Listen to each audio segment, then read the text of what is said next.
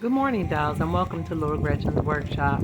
I just want to share a wonderful event with you. I went to the Sandra Epps Doll Show. It's called the Detroit Doll Show, and it was held at the beautiful Mary Grove College Conservatory. I just absolutely love the theme. This is the first time I've been to this event, and although I discovered this event on Facebook, they do have a presence here on YouTube, the Detroit Doll Show. I love historic buildings, and this place was exquisite. And I truly was enjoying being surrounded by so much history. But let's get to the show.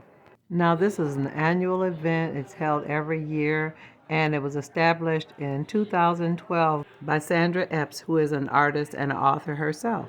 This event truly celebrates beauty, diversity, and culture.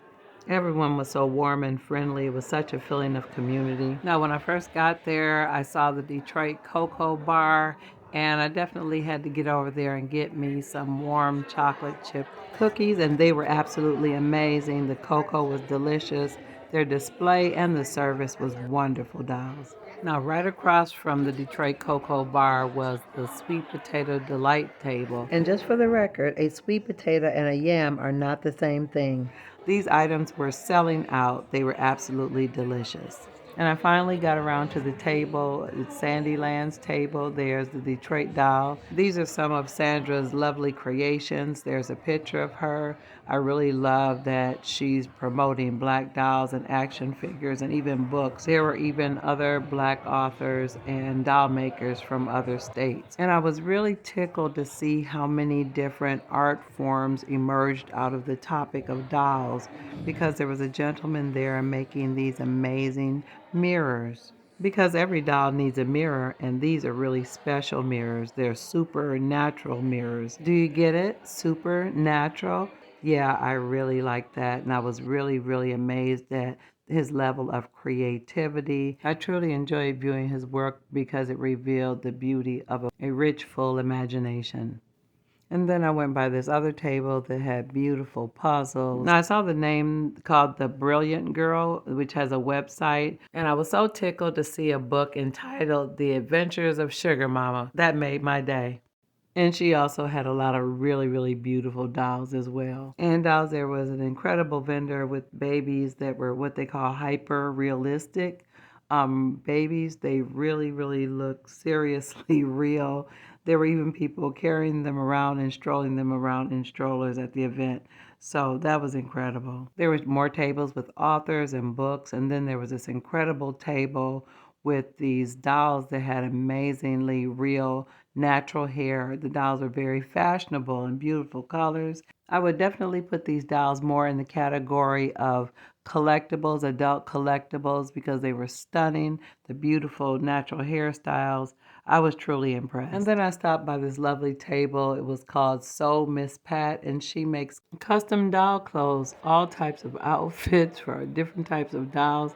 A lot of them appeared to be the American Girl size dolls. All their dresses were beautiful. And here I'm giving you close-ups of a few of her little models.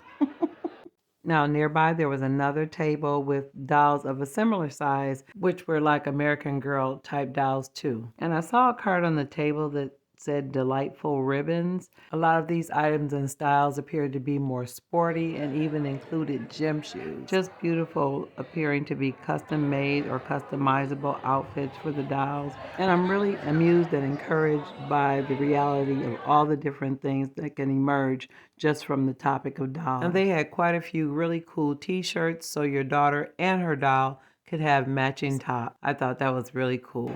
Now, as I got around toward the end of the show where I was getting ready to leave, there was a table that was called the Detroit Doll Club. And these ladies appeared to be collectors of all types of dolls, new dolls, old dolls, dolls from old collections, dolls from the Barbie collection, even dolls made from ornaments from all different times in history.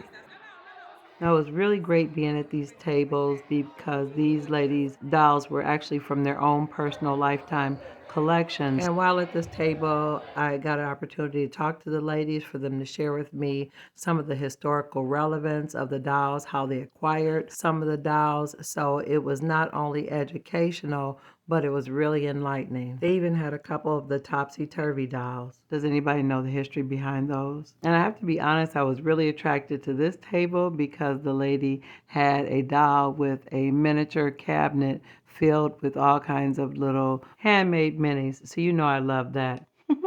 Now there was another table nearby called Favor Brits, and these are handmade knitted dolls. Now these were some lovely dolls, and they're actually really beautiful. She makes so many different kinds.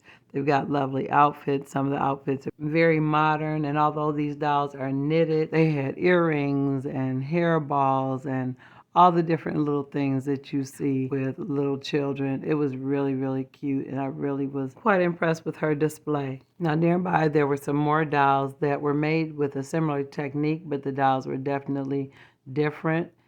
And they really caught my attention, and I was amused and attracted to her table because everybody was wearing shirts that said, "Hello, dolls."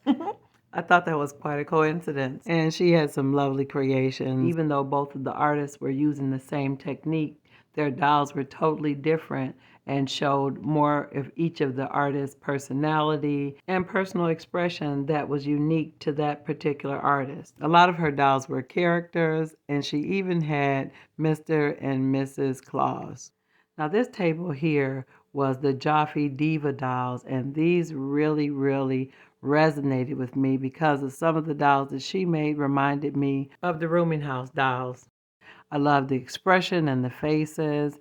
I love the different characters she created with the different clothing and accessories, and even the way she staged the dolls. It was as if they were telling a story, and that was really, really familiar to me. I really loved the level of detail she went into with the accessories. The dolls had nail polish and jewelry and purses and eyeglasses, coats and pencils and earrings and headscarves and stockings and wraps and shoelaces and bracelets and so many different things. And this one, the grandma with all the babies on her lap, just made me laugh. And I was so tickled to recognize that one of the babies was actually pouting because she wanted to be center stage on grandma's lap. So if I have to pick a favorite, this was it. Just such a beautiful display of expression and creativity, and such an amazing artist. I truly enjoyed this event. I really had a really great time. I learned so much. I saw so much, and I really don't ever intend to miss this event again.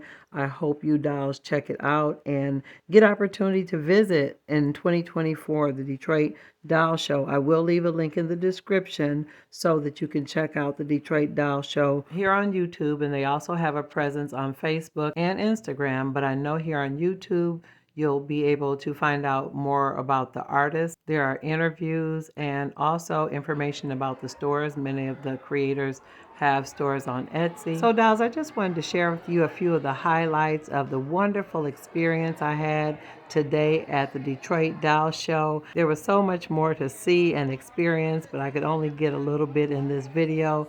But if you enjoyed this video today, definitely let me know in the comments. Also, like, share, and subscribe.